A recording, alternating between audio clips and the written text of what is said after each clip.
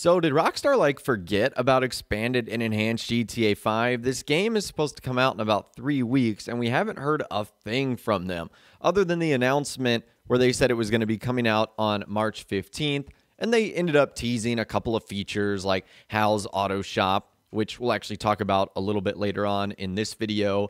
And they also discussed how having GTA 5 on these new consoles was going to allow them to do various things and improve aspects of the game. But we still don't really have any screenshots. We still don't have really a new trailer.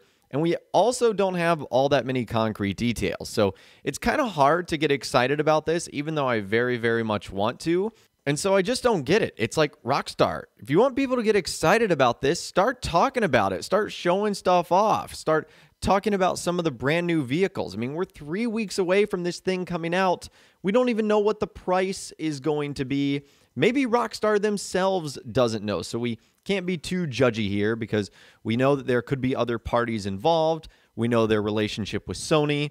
We know that their parent company, Take-Two Interactive, might be pulling the strings as well. So we just have to remain patient, as difficult as that is. And so in today's video, I want to talk to you guys about some interesting details found by Rockstar Games insider Tez Funds 2.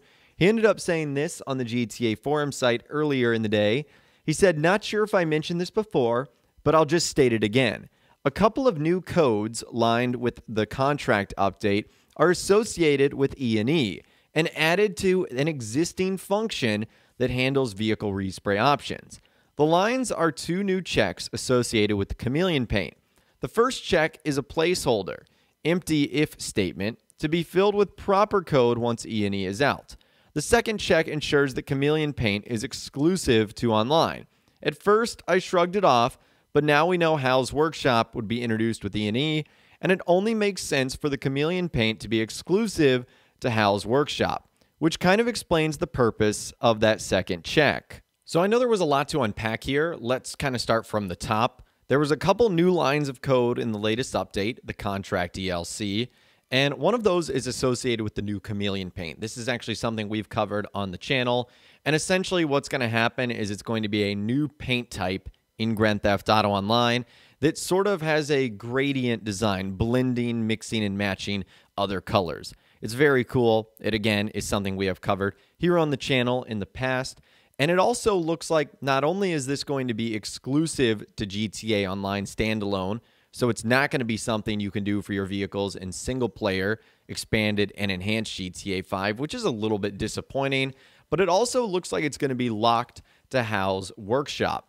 So if you guys are interested in experiencing this in GTA Online, then number one, you're going to need to have the Los Santos car meet unlocked, and you're very likely going to have to become a member as well.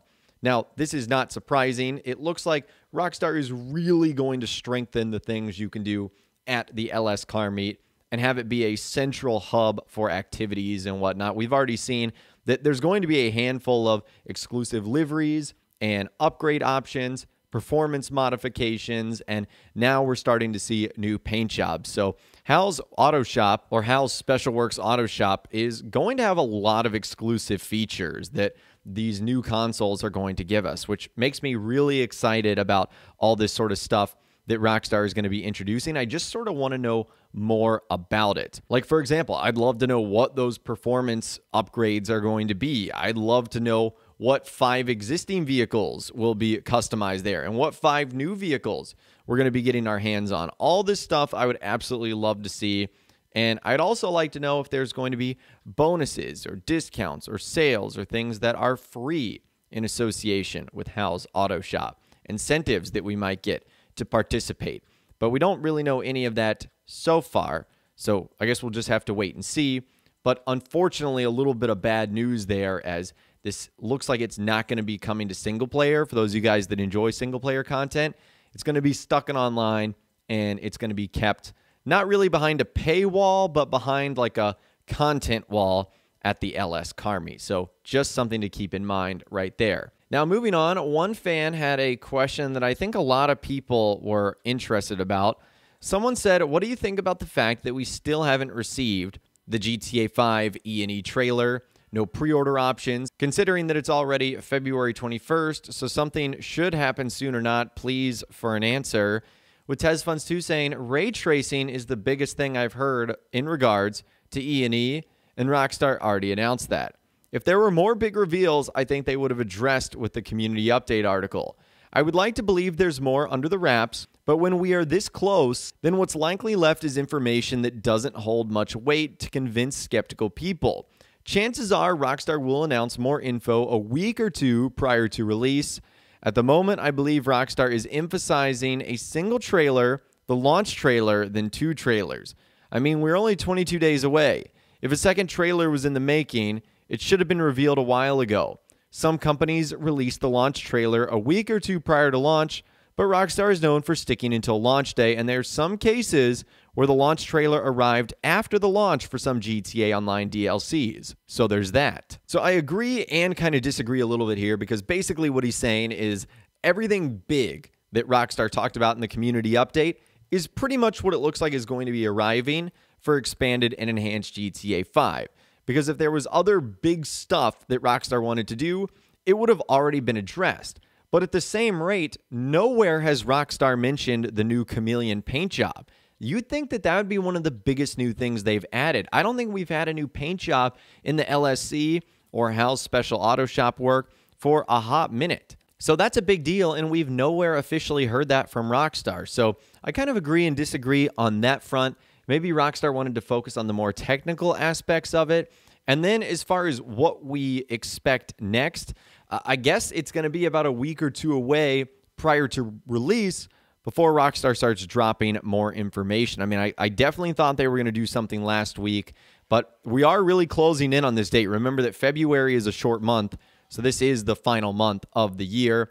Ben, he says that if a second trailer was in the making, it's probably the launch trailer, which some companies do a week or two before launch, but Rockstar is known to doing both, having it come out before the launch, also on the day of arrival, and sometimes days after arrival. So long story short, it seems like we're going to have to play the waiting game just a little bit longer, and unfortunately we got a little bit of bad news too, that it looks like some of the online content that's going to be added might not make its way into single player, which is a little bit unfortunate because I feel like single player really gets left in the dust here with a lot of features that you would think would be pretty easy to merge over.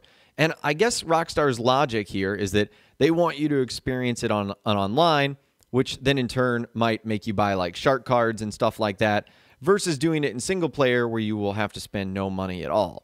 So I guess that's their logic. I understand their reasoning behind it, but they should at least put it in single player still. What if you just have no interest in Grand Theft Auto Online? Some people might, and they only might want to do single player stuff. I don't think it's very fair for those players to not get any of the new content coming in expanded and enhanced and have it only be stuck in standalone GTA Online. But anyways, I'd love to hear from you guys in those comments down below. Let me know what you think about the information we discussed in this video today.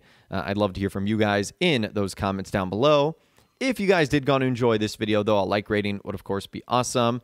And be sure to subscribe to my YouTube channel if you are new, or you want to stay up to date on all the latest GTA and all the Rockstar Games videos that I'll be doing here on my channel. And be sure to ring that notification bell as well. Sometimes YouTube just doesn't work, and if you ring that bell, you'll always be guaranteed to be notified when new videos arrive. But of course, as always, guys, thank you all so much for watching. Take care, and I'll see you guys in the next video.